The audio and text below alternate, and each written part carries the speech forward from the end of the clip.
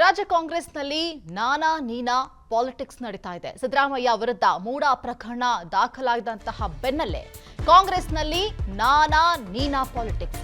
ಈಗ ಸಿಎಂ ಗದ್ದುಗೆ ಮೇಲೆ ಸಾಕಷ್ಟು ಜನರು ಕಣ್ಣಿಟ್ಟಿದ್ದಾರೆ. ನಾನಾಗಬೇಕು ಅನ್ನುವಂತಹ ತುಡಿತದಲ್ಲಿದ್ದಾರೆ. ಸಿಎಂ ಸ್ಥಾನದ ಆಕಾಂಕ್ಷಿಗಳಿಂದ ಮೀಟಿಂಗ್ ಮೇಲೆ ಮೀಟಿಂಗ್ ನಡೀತಾ ಇದೆ. ಇತ್ತ ಡಿಕೆ ಶಿವಕುಮಾರ್ ಒಬ್ಬಂಟಿಯಾಗಿ ಹೈಕಮಾಂಡ್ ಜೊತೆ ಚರ್ಚೆಯನ್ನು ನಡೆಸಿದ್ದಾರೆ. ಇತ್ತ ಸತೀಶ್ ಮತ್ತು ಪರಮೇಶ್ವರ್ ಹಾಗೂ ಮಹದೇವಪ್ಪ ನಿರಂತರವಾದಂತಹ ಸಭೆಯನ್ನು ನಡೆಸ್ತಾ ಇದ್ದಾರೆ. ಈ ಎಲ್ಲ ಡೆವಲಪ್ಮೆಂಟ್ಗಳನ್ನ ನೋಡ್ತಾ ಇದ್ರೆ ಸಿಎಂ ಕುರ್ಚಿ ಅಲುಗಾಡ್ತಿರೋದಂತೂ ನಿಜ ಅನ್ನೋದು ಕಂಡು ಬರ್ತಾ ಇದೆ. ಈಗಾಗಲೇ ಟಿಫಿನ್, ಲಂಚ್, ಡಿನ್ನರ್ ಹೆಸರಲ್ಲಿ ಪ್ರತ್ಯೇಕವಾದಂತಹ ಮೀಟಿಂಗ್ಗಳು ಬ್ಯಾಕ್ ಟು ಬ್ಯಾಕ್ ನಡೀತಾ ಇದೆ. ನಿನ್ನೆ ಬೆಂಗಳೂರಲ್ಲಿ ಮಲ್ಲಿಕಾರ್ಜುನ ಖರ್ಗೆ ಅವರನ್ನ ಡಿಕೆಶಿ ಭೇಟಿಯಾದ್ರು. ರಾಜ್ಯ ರಾಜಕಾರಣದ ಸಂಪೂರ್ಣ ಮಾಹಿತಿಯನ್ನ ಡಿಕೆಶಿ ಕೊಟ್ಟಿದ್ದಾರೆ.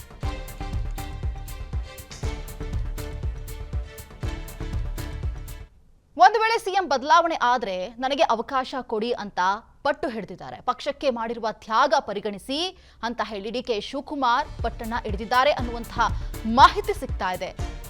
ಒಂದು ವೇಳೆ ಮೂಡಾ ಪ್ರಕರಣದಿಂದ ಸಿಎಂ ಸಿದ್ದರಾಮಯ್ಯನವರಿಗೆ ಕುರ್ಚಿ ಬಿಡುವಂತಹ ಪರಿಸ್ಥಿತಿ ನಿರ್ಮಾಣ ಆದ್ರೆ ಮುಂದೆ ಯಾರಾಗ್ತಾರೆ ಸಿಎಂ ಅನ್ನುವಂತಹ ರೇಸ್ನಲ್ಲಿ ಡಿಕೆ ಶಿವಕುಮಾರ್ ಮೊದಲನೆಯದಾಗಿದ್ದಾರೆ. ನಾನು ಈ ಒಂದು ಕಾಂಗ್ರೆಸ್ಗೆ ಮಾಡಿರುವಂತಹ ತ್ಯಾಗವನ್ನ ಪರಿಗಣಿಸಿ ನನಗೆ ಅವಕಾಶವನ್ನ ಮಾಡಿಕೊಡಿ. ಎಲ್ಲರೂ ಬಿಜೆಪಿ ಐಟಿ ಇಡಿ ದಾಳಿಗೆ ಹೆದರಿ ಪಕ್ಷ ಬಿಟ್ರು ಅಂತ ಹೇಳಿದ್ದಾರೆ ಡಿಕೆಶಿ. ಆದ್ರೆ ನಾನು ಜೈಲಿಗೆ ಹೋಗಿ ಬಂದು ಪಕ್ಷ ಕಟ್ಟಿದ್ದೇನೆ ಅಂತ ಹೇಳಿ ಸಮರ್ಥನೆಯನ್ನ ಮಾಡಿಕೊಂಡಿದ್ದಾರೆ.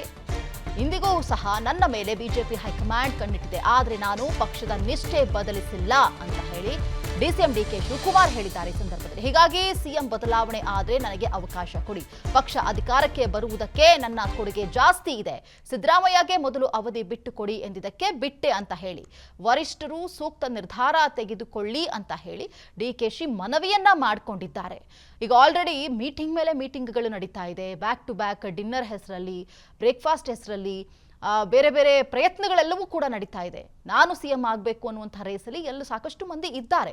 ಅದರಲ್ಲಿ ಡಿಕೆ ಶಿವಕುಮಾರ್ ಕೂಡ ಈ ಬಾರಿಯೇ ಸಿಎಂ ಆಗಬೇಕು ಅನ್ನುವಂತಹ ಆಕಾಂಕ್ಷೆಯನ್ನ ಇಟ್ಕೊಂಡಿದ್ರು. ಬಟ್ ಆದರೆ ಮೊದಲ ಅವಧಿಗೆ ಸಿದ್ದರಾಮಯ್ಯನವರಿಗೆ ಬಿಟ್ಕೊಡಲಾಗಿದೆ. ಈಗ ಮೂಡಾ ಪ್ರಕರಣದಿಂದಾಗಿ ಸಿಎಂ ಕುರ್ಚಿ ಅಲುಗಾಡ್ತಾ ಇದೆ. ಒಂದು ವೇಳೆ ಆ ಕುರ್ಚಿ ಬಿಡುವಂತಹ ಸಂದರ್ಭ ಕ್ರಿಯೇಟ್ ಆದರೆ ಡಿಕೆ ಶಿವಕುಮಾರ್ ಅವರು ನನಗೆ ಆ ಅವಕಾಶವನ್ನ ಮಾಡಿಕೊಡಿ ಅಂತ ಹೇಳಿ ಈಗ ಹೈಕಮಾಂಡ್ ಮುಂದೆ, ವರಿಷ್ಠರ ಮುಂದೆ ಮನವಿಯನ್ನ ಮಾಡಿಕೊಂಡಿದ್ದಾರೆ. ಇದುವರೆಗೂ ಕೂಡ ಪಕ್ಷಕ್ಕೆ ದುಡಿದಿದ್ದೀನಿ, ಐಟಿ ಇಡಿ ದಾಳಿ ಆದಾಗಲೂ ಕೂಡ ಸಾಕಷ್ಟು ಮಂದಿ ಪಕ್ಷವನ್ನ ಬಿಟ್ಟು ಹೋಗಿದ್ದಾರೆ, ಆದರೆ ನಾನು ಆ ಕೆಲಸ ಮಾಡಿಲ್ಲ, ಮತ್ತೆ ಬಂದು ಪಕ್ಷವನ್ನ ಕಟ್ಟಿದ್ದೀನಿ, ಅಧಿಕಾರಕ್ಕೆ ತರುವಲ್ಲಿ ಸಾಕಷ್ಟು ಶ್ರಮವನ್ನ ಪಟ್ಟಿದ್ದೀನಿ, ಹಾಗಾಗಿ ನನಗೆ ಅವಕಾಶ ಮಾಡಿಕೊಡಿ ಅನ್ನುವಂತಹ ಬೇಡಿಕೆಯನ್ನ ಇಟ್ಟಿದ್ದಾರೆ. ಡಿಕೆಶಿಗೆ ಗುನ್ನ ಇಡೋಕೆ ಕಾಂಗ್ರೆಸ್ನಲ್ಲಿ ರೆಡಿ ಆಗ್ತಿದ್ಯಾ ಪ್ಲಾನ್? ದಸರಾ ನೆಪದಲ್ಲಿ ತುಮಕೂರಿಗೆ ಸತೀಶ್ ಕರೆಸಿಕೊಂಡಿದ್ದಾರೆ. ಸತೀಶ್ ಜಾರಕಿಹೊಳಿ ಮತ್ತೆ ಪರಮೇಶ್ವರ್ ಅವರು ಕೂಡ ಭೇಟಿಯಾಗಿ ಮಾತುಕತೆಯನ್ನ ನಡೆಸಿದ್ದಾರೆ. ಸುಮಾರು 1 ಗಂಟೆ ಸುದೀರ್ಘ ಚರ್ಚೆಯನ್ನ ನಡೆಸಿದ್ದಾರೆ ಸಚಿವರು. ಪದೇ ಪದೇ ಪ್ರತ್ಯೇಕವಾದಂತಹ ಸಭೆಯನ್ನ ಉಭಯ ನಾಯಕರು ನಡೆಸ್ತಾ ಇದ್ದಾರೆ. ಹಾಗಾಗಿ ಇದು ರಾಜಕೀಯ ತಿರುವಿಗೆ ಸಾಕಷ್ಟು ಕಾರಣ ಆಗ್ತಾ ಇದೆ. ದಸರಾದ ನೆಪವನ್ನ ಒಡ್ಡಿ ತುಮಕೂರಿಗೆ ಸತೀಶ್ ಜಾರಕಿಹೊಳಿ ಅವರನ್ನ ಕರೆಸಿಕೊಂಡು ಮಾತುಕತೆ ನಡೆಸಿರುವಂತದ್ದು ಸಾಕಷ್ಟು ಕುತೂಹಲಕ್ಕೆ ಕಾರಣ ಆಗ್ತಾ ಇದೆ.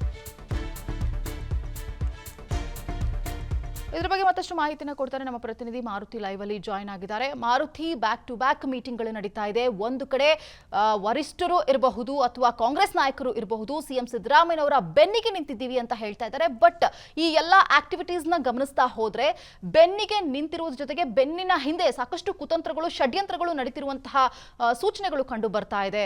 ಮಾರುತಿ, ಏನ್ ಡೀಟೇಲ್ಸ್ ಸಿಗ್ತಾ ಇದೆ?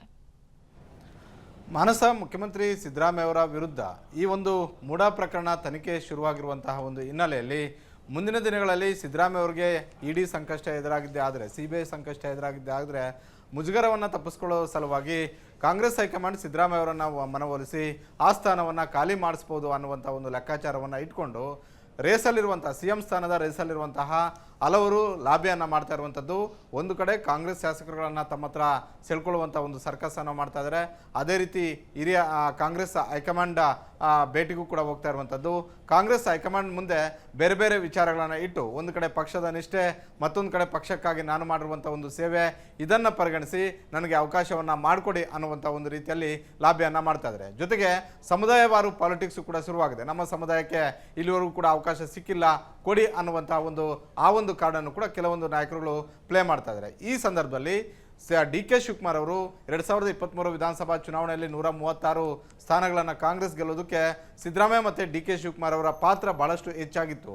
ಆ ಸಂದರ್ಭದಲ್ಲಿ ಯಾರಾಗಬೇಕು CM ಅಂತ ಚರ್ಚೆ ಆದಾಗ ಸಹಜವಾಗಿ ಡಿ ಕೆ ಶಿವಕುಮಾರ್ ಕೊನೆ ಕ್ಷಣದವರೆಗೂ ಕೂಡ ಕಾಂಪ್ರಮೈಸ್ ಆಗಿರಲಿಲ್ಲ. ಆದರೆ ಕಾಂಗ್ರೆಸ್ ಹೈಕಮಾಂಡ್ ಸಿದ್ದರಾಮಯ್ಯ ಅವರು ಆದ ಬಳಿಕ ನೀವು ಆಗಿ ಅನ್ನುವಂಥ ಒಂದು ಸಲಹೆಯನ್ನು ಕೊಟ್ಟ ಹಿನ್ನೆಲೆಯಲ್ಲಿ ಅವತ್ತು ನಾನು ಒಪ್ಕೊಂಡಿದ್ದೆ ಅನ್ನುವಂಥದ್ದನ್ನು ನಿನ್ನೆ ಮಲ್ಲಿಕಾರ್ಜುನ ಖರ್ಗೆ ಅವರನ್ನು ಭೇಟಿ ಮಾಡಿದಾಗ ಡಿ ಕೆ ಶಿವಕುಮಾರ್ ಅವರು ಈ ವಿಚಾರವನ್ನು ಪ್ರಸ್ತಾಪ ಮಾಡಿರುವಂಥದ್ದು. ಒಂದು ವೇಳೆ ರಾಜ್ಯ ರಾಜಕೀಯದಲ್ಲಿ ಮಹತ್ವದ ಬದಲಾವಣೆಗಳು ಆಗಿದ್ದೆ ಆದರೆ ನನ್ನನ್ನು ಮೊದಲ ಪ್ರಾಶಸ್ತ್ಯವಾಗಿ ತೆಗೆದುಕೊಳ್ಬೇಕು. ಯಾಕಂತ ಹೇಳಿದ್ರೆ ನಾನು ಪಕ್ಷದ ಕೆಲಸವನ್ನು ಮಾಡಿದ್ದೇನೆ.